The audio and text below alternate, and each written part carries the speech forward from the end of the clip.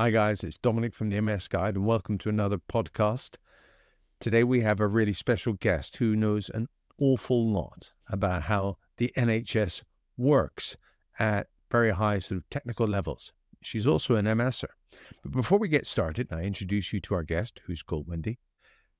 Let me just please ask you, I do this off my own back. I need support. I cover most of the costs. A few people support me on Patreon, but frankly, a lot more of you could. It's less than a cup of coffee a month. If you live in London, that is. I just bought coffee in London and nearly fainted. But I'll put all the links in there. You can click the super thanks button. If you're watching this on YouTube, you can subscribe and click the like button. At the very least, I'd be grateful if you did that. It'll tell the algorithm. But anyway, enough of me with my hand out to you because I do need your help and it's a free resource. Let's meet Wendy. Wendy, hi. How long have you had MS? Hi, Dom. I've had MS since 2021. It was when I was diagnosed. Probably a lot longer than that, to be fair, like a lot of people. Everybody says that. Absolutely, it's true.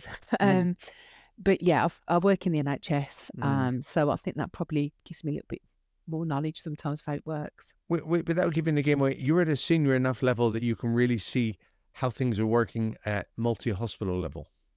Yeah, that's right. Yeah. Right. Absolutely. Okay. Yeah. So it's ideal because I wanted to talk today, and a lot of this applies to the NHS, but I think there's some good learning wherever you are. And we're going to cover how to get a referral or a second opinion, what the differences are. I could paraphrase and say, well, frankly, if you sort of worked out that possibly your doctor is not giving you the kind of care that you see other people may be getting, or you read about, or you hear about because you're watching something like this, what do you do about it? And what can you do about it? But before we kick off, I just want to read you one thing, Wendy, that I found when I was doing some digging in preparation for this. There's the NHS UK website /patient choice. Your choices in the NHS. So this is the government talking to us, the people, the patients. Bear in mind, the government's got very rose-tinted spectacles sometimes. Did you know that in many cases, you have the legal right to choose where you have your NHS treatment? The NHS is offering you more and more options to enable you to make choices that best suit your circumstances, giving you greater control of your care and hopefully, nice word there, better results. So that's the government essentially, to me, stating ambition, but they say it's a legal right. There's even a PDF leaflet taking you through this, which I'll link everything in the show notes, in the description, whatever. So you can refer back to this if you're watching and wondering. But Wendy, I think the first thing we need to clarify is what's the difference between a referral and a second opinion? Well, I was just smiling actually because I remember when they announced it, when it came in place, the patient choice agenda. And Wasn't that Tony Blair? It was NHS plan. It was part of the original NHS plan. I remember it, and it was so difficult to try and implement these, but so great, so brilliant for patients as well when it first came in, and it's still going now. So the difference is that, well, how I was advised on it actually, because I did seek some advice on it, was that a second opinion means that you don't interrupt the continuity of the care you've already got, which is really important.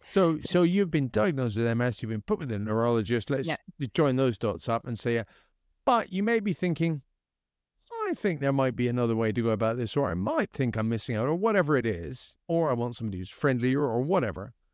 You can seek a second opinion. That's right. And that's quite... And how do you do that? How do you go and say, essentially, I think to a lot of people, they feel like they're questioning their doctor's ability. And I know many people who are a bit unsure about going, who do you see to get a second opinion? Yeah, so I think you're absolutely right again. And that there's a lot, you've been right about a lot today, Don, but I think there's something about that you're thinking about that, you feel guilty. You think, oh, I really like this doctor. I don't want to upset them because they've been really good to me. I've heard that so much. You've got to put that to one side because actually, really nice guy. My neurologist is lovely. But actually, you do think, is there anything else? Is there something else I could be doing? And you start to read about things and you think, oh, maybe I could be trying that or doing that. But this, in essence, in short, really, is that a second opinion means that you have the opportunity to seek the opinion of a different neurologist to yours. And how do you go about that? So go to your GP. There's a Who's couple your of things. family doctor? Yeah, yeah. Absolutely, yeah. So there's a couple of things you need to do for yourself, actually, to be honest with you, which is do your research. Okay, so have a look around. Tap into some of the networks available. We'll Your come on to channel. that in a sec. How do you pick what you Yeah, consider to be a better doctor? But because I think that's a whole different conversation. But yeah, it so is. once you have a name, you go to your GP. People don't Yeah. realize that GPs are actually, well, not only are they great doctors because they have to look at a wide range of things, but they carry a lot of power, essentially, don't they? They do, and I think it's so underestimated what they can do for you. Mm. I think some of this is the difficulties around access, the interpretation of, "I can't get to see my GP, I can't talk to them." And you do have to plan for this. So you may have to wait. I had to wait 3 weeks for an appointment to talk about this Mm. because it wasn't an emergency. But when I did talk to my GP about it, they were amazed, and I'm very Mm. lucky I've got a fantastic GP. GPs want to know what you want, actually. They've got a 15-minute window, 10 to 15-minute window to discuss this with you. So go in prepared. This is what I'm looking for. This is what I need your help with. This is what I'm thinking. My GP said to me, Wendy, I know you want to tell me all about your story and your journey and tell me all about it, and I'd love to listen to it. But yeah, I know you can imagine, can't you?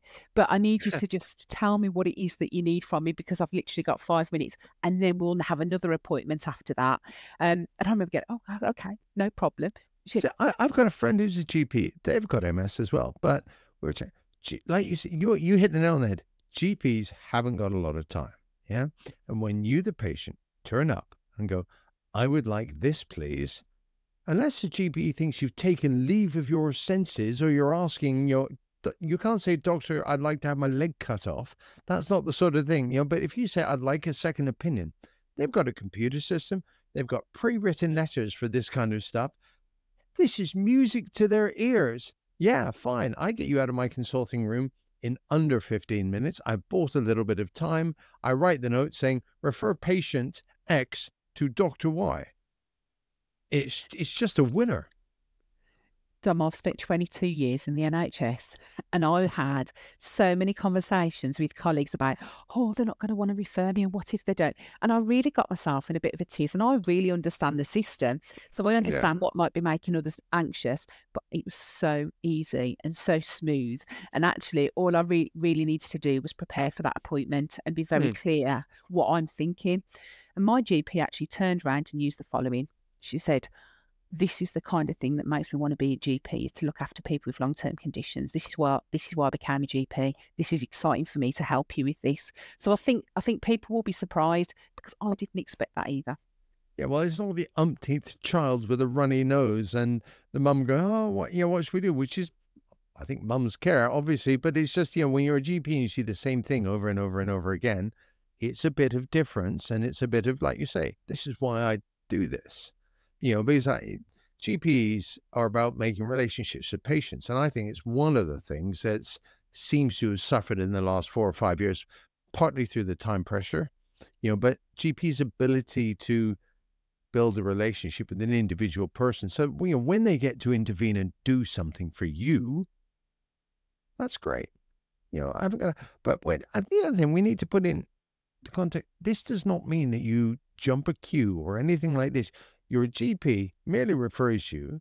It goes off to the consultant at the hospital, and you can live down here in Oxford, but want to go and see somebody in Oswestry. But the doctor's going to look at you slightly askance and go, "Do you want to go that far?" Because it's down to you to get yourself there. They'll make the referral if you insist, but so you sort of got to choose wisely and choose somewhere that you can get to easily. It might not be that frequent, but you're going to be seeing them at least once a year if everything goes to plan. And But you're not going to get seen immediately, are you? no, not at all. And I was about to say that, actually. Don't think for a second, oh, well, Wendy works in the NHS. I'll bet she got straight in there at the front door, straight on the top of the list. Absolutely not. And I think, I Oh, I haven't just, wasn't thinking about you pulling strings, yeah, but it was no, just, but yeah, it's true for though. People anybody. watching this or listening to this may think that. But what I Mm. need to say is that actually how I've been treated and the access and the support and what I've done is absolutely no different to anybody else who has nothing to do with working for the NHS. Mm. It's completely process driven. Okay, let's move on to if you've decided for whatever reason that you're not got either the best relationship with your neurologist, and frankly, we're all people. I think neurologists, doctors, you, me, we've all done different things in our life. We're all specialists in different areas. To me, a doctor is somebody who's gone to school and studied some stuff that I haven't really, really hard for a really long time. So they know they could draw you a mock up on the nervous system where I could just kind of go, well, it looks like a load of wires. But, they're people at the end of the day. They have hopes, fears, ambitions, just like you or me. So we need to remember that you're not always going to just gel with everybody automatically. And so if you've come to the stage where you've said, I want to see another doctor, what do you think? I mean, what were the reasons? Because you've recently sought a second opinion. I mean, what drove you to that, Wendy? Why did you think, oh, I mean, and you work in but it wasn't the NHS that made you think that, was it? No, It not wasn't at your all. colleagues. No, not my colleagues, nothing like that at all.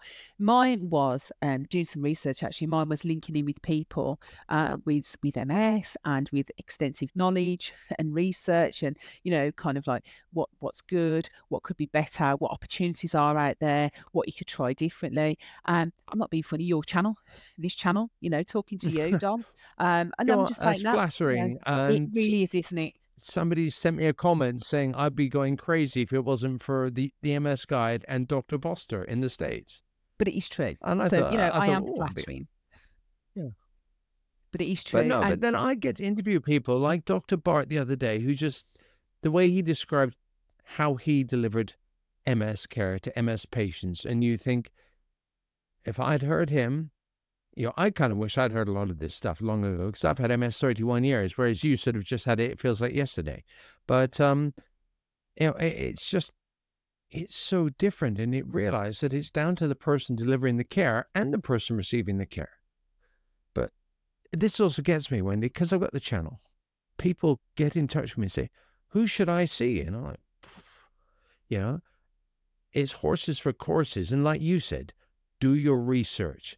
And the way you do that is I can rattle off a bunch of doctors off the top of my head. Twitter. There's nothing to stop you finding out and following. There's a great MS community on Twitter. There's YouTube. There's, it depends if you've got a sort of academic bent and are happy searching some of the more academic databases, you can drill down. But I mean, let's just take a couple names from the UK. Yeah, and they're not the only ones, but so there's Professor Gavin Giovannoni, there's Professor Klaus Schmirer, there's Dr. Tarunya Aron, there's Dr. Will Brown or whatever. But you see them being interviewed or something. The way you drill down on that is you just then Google their name. Where do they work? What have they published? Because they're essentially academics as well. Who else have they published with? Who are these other doctors? Google the names. Who are the ones nearest me? What are the teaching hospitals nearest me? Because you tend to get teaching hospitals tend to be the real hubs of intellect, shall we say? And then it gets spread out, and sometimes people in the, shall we say, in the provinces work really, really hard to stay current, but frankly, some don't. And if you've ended up with one of the ones that is maybe got one eye on the door because they think I'm retiring in 3 years and their heart might not be in the same way, but you've got to find out who these people are, because you've got to decide what they're like. You'll find most doctors, you'll probably be able to Google videos of them giving a talk or something, and you think, oh, I like that person, I can get on with them. Or it's not a guaranteed thing, but the people that provide the best MS care are usually the ones that are the big names that you see, and then they all have doctors around them, so I can think of, take Bart's, take Professor Gavin Giovannoni. There's a whole sort of ring of other doctors there, and he will be influencing them, so they're more likely to be following and sort of having the ethos that he does, because he writes a lot and you see things. I mean, that's just an example. Or same thing with Dr. Boster, you'll see who he's worked with in the States, if you're watching in the States, and who he's published papers with, who some of his colleagues are. Hell, the way I do it, I just email somebody. They might not reply. People say, how do you get guests on the MS Guide? And I said, well, I ask them. You know, it's just like that. You know, there's nothing special. I'm a patient. You know, I've got a background in history and politics. You know, but I just see myself fading off the screen there, and now I'm popping back. So, but it's It's like very special clever that. effects are happening Very, at I my own like Wendy. that. Very So yeah, clever. yeah, yeah, I was exactly, just yeah. I was just But thinking about that I though, was Don, going to what say, you're saying. how did you do your Yeah. research? I mean, have you spoken to anybody else who's had to do this? Do you know, you said about Twitter actually, I'll be honest with you, the biggest connection and kind of network, if that makes sense, that I've found is through either Twitter or Instagram. Um, and that's what I've found has been the best benefit for me in terms of linking in with people with knowledge. And that's exactly where I got my kind of information from, if that makes sense. And through watching what you said, like the YouTube videos, absolutely true. And don't forget, people often think that when somebody's a big name in a kind of, a service, that they're unreachable, that you can't actually access them because they're not going to want to see me because they're going to be so busy and everybody wants to see them.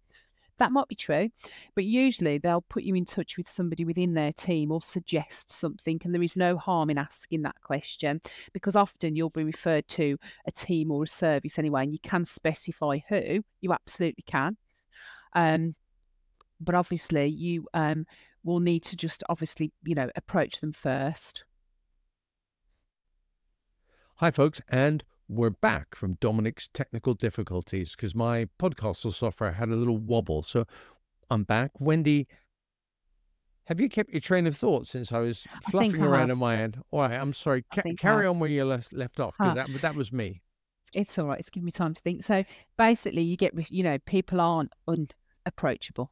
They want to Mm. help, So just approach. If you do I keep saying about doing your research. I can't begin to tell you how important that is. So doing it for yourself. Nobody's going to come along and do it for you. Going to Yeah. your GP. Your GP is not going to turn around and go, "Oh, I know the best MS neurologist. I'll refer you straight away." They won't because they probably don't know themselves. You're Yeah. assuming that your GP has an intimate knowledge of MS, and they will turn around and say, "You're the expert. My GP said to me, you know more than me about this." So, use Twitter, use Instagram, look at some YouTube videos, have a look at, for me Mm. personally, what was important was somebody who's interested in research as well. Because actually, that told me that that person is looking all the time for new things, new solutions, new opportunities, and that to Yeah. me was attractive. Yeah. I mean, they're essentially pushing the back. It's sort of the attitude. And one of the big things in MS patient care, as we well know, is and they're declining, but they're still the older school of, oh, well, it's not that serious. We'll just wait and see. And everything. Actually, it's an incurable, chronic, progressively disabling illness.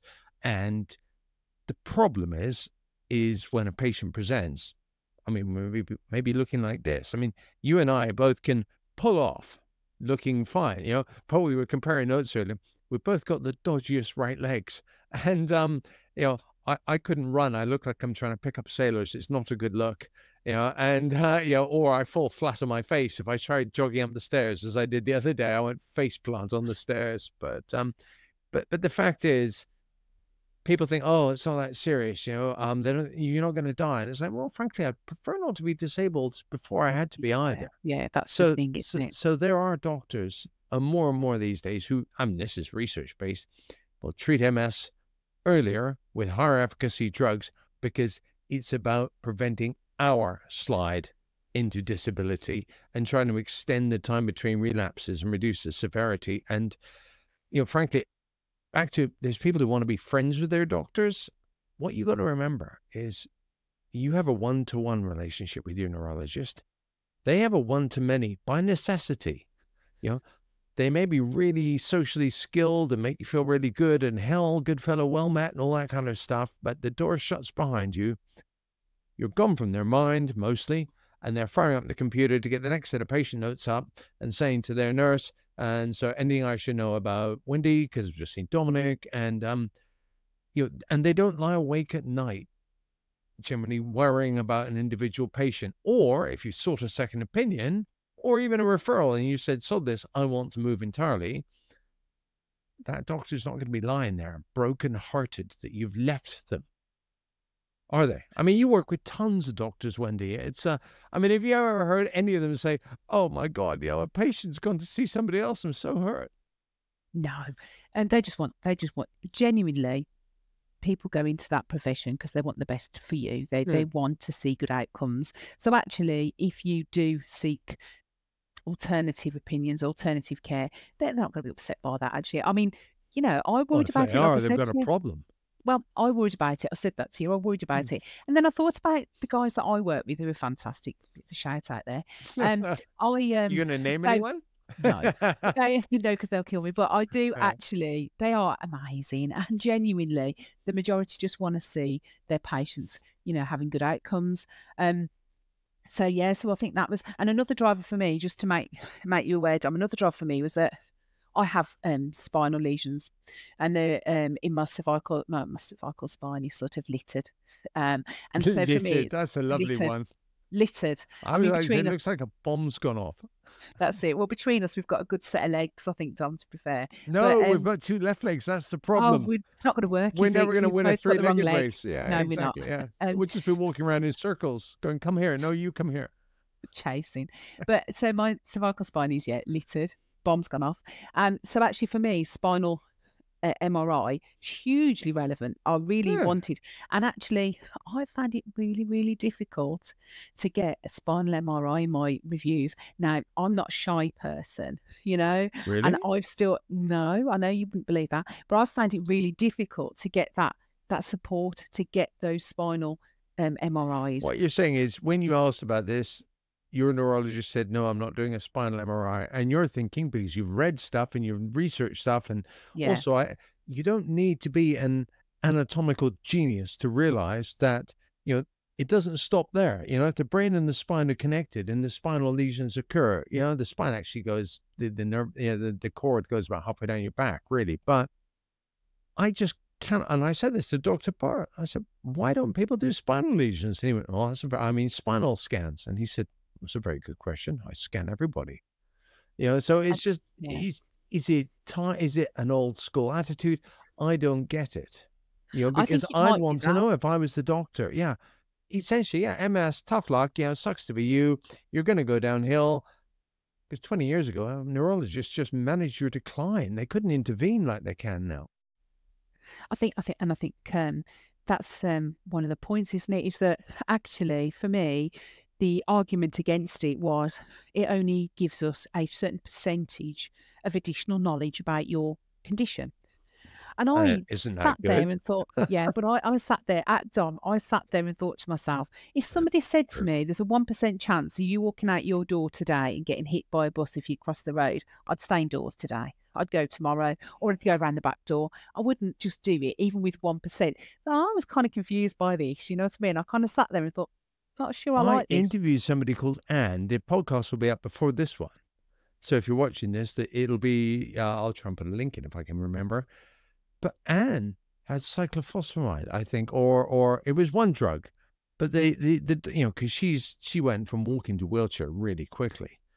But the doctor said, well, there's a 50-50 chance that it'll kill you. And she was like, when do I start?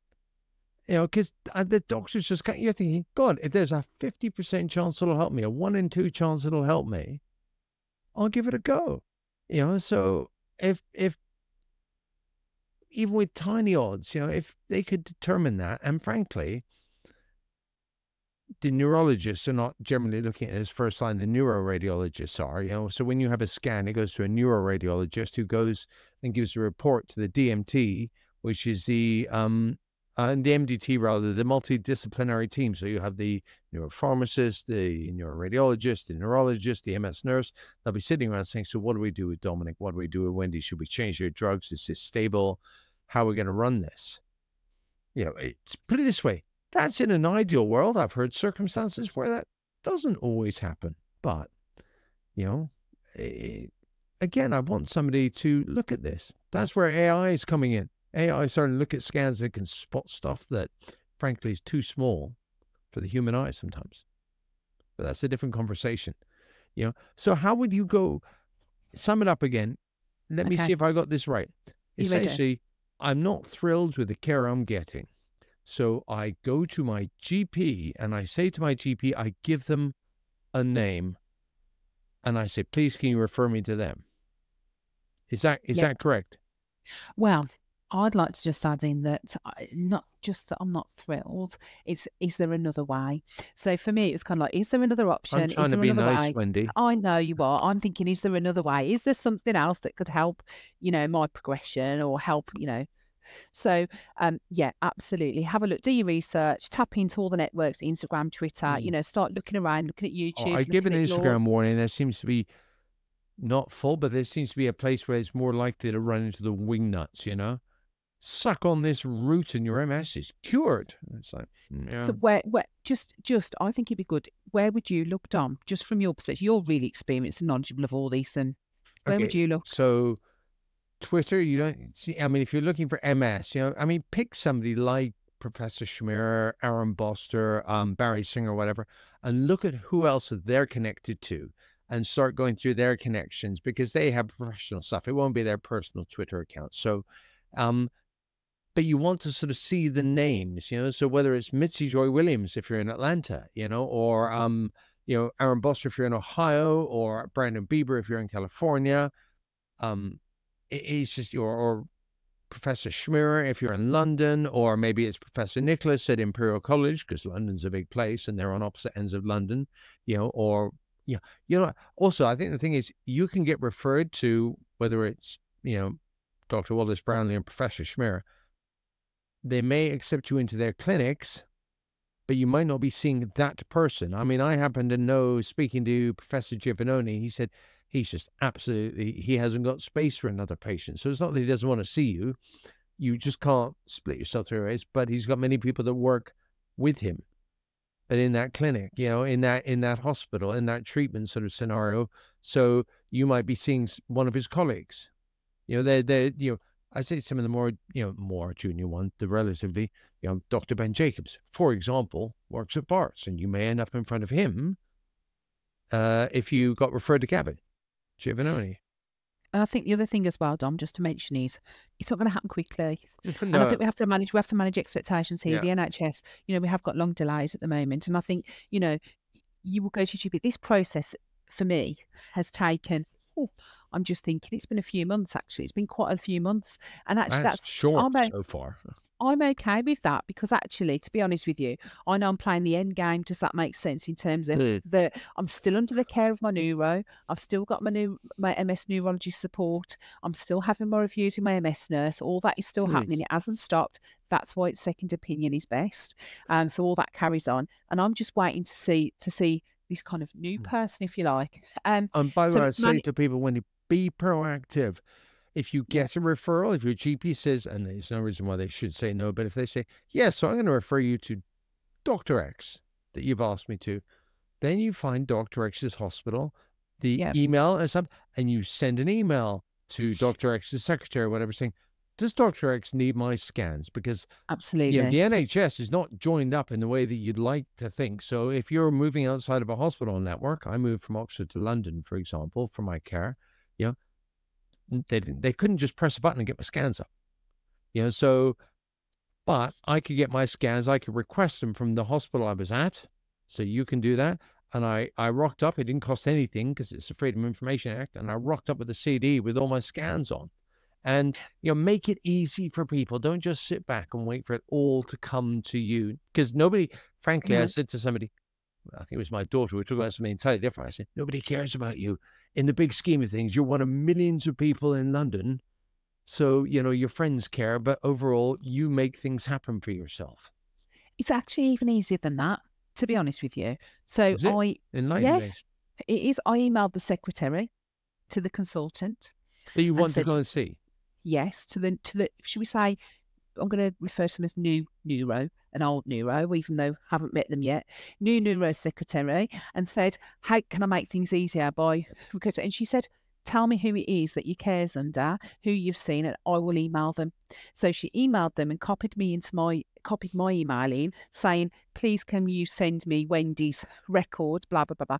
And those person replied back, no problem whatsoever. We'll send them over via PACS. So we'll give you access via PACS. PACS is the radiology system that most NHS that is use. Yeah, most trusts use that, don't they? But yeah, it's but it's easy though, it really is. The point is, make it easy for other people. How can I help you? What can I do?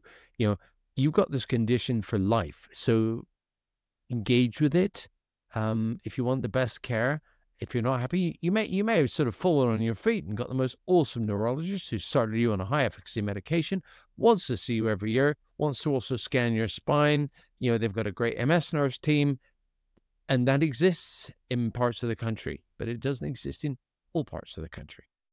And it doesn't need to be an area as well. I think that's you. I think you said that at the beginning of this, didn't you? Yeah, but you all had to be over. prepared to travel. Mine's out of area. So I had a very similar conversation with a young woman, and I said, well, the better options are not that near to you. How far are you willing to travel? And she replied and said, a couple of hours. I went, okay, fine. So, you can sort of draw a circle on a map from where they live to a sort of couple hours travel time.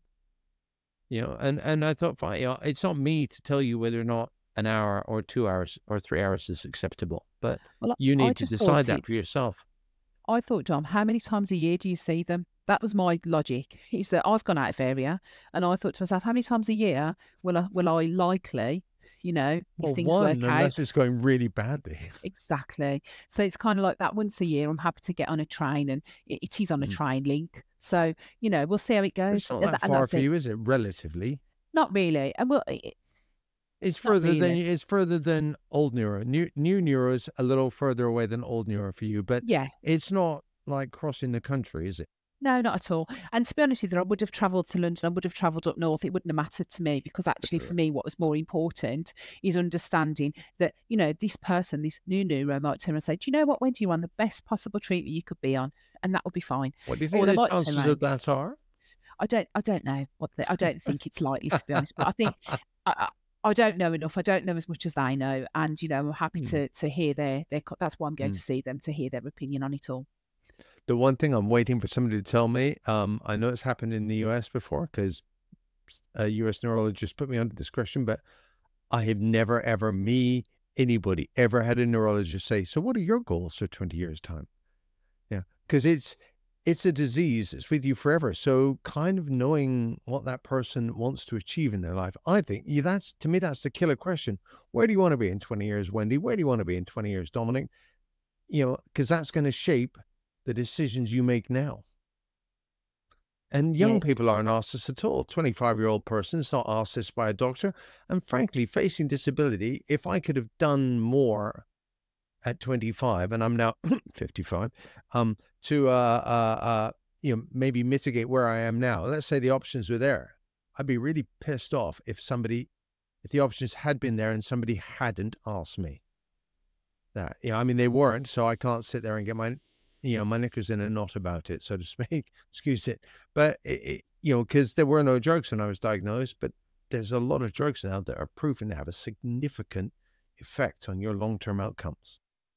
And I think that's for me, the bit really is that I'm not prepared to sit back and not advocate for myself for something that's better, and it may not be available to me, who knows, but I'm not going to stop asking, and I'm not going to stop trying, and I'm not going to stop driving forward to try and help. If somebody else comes to me and talks to me and says, how did you do this, or what can I do to help myself? I'm going to do the same as what you do with me, Dom, and do with many other people, which is, what? These are the options out there, and take them, because no one's going to stop you. That's important that you do that. None of them are perfect. And frankly, having MS is not perfect. So it's all compromises, balancing risk, reward, compromise, everything. You just kind of got to navigate your way through it in a way.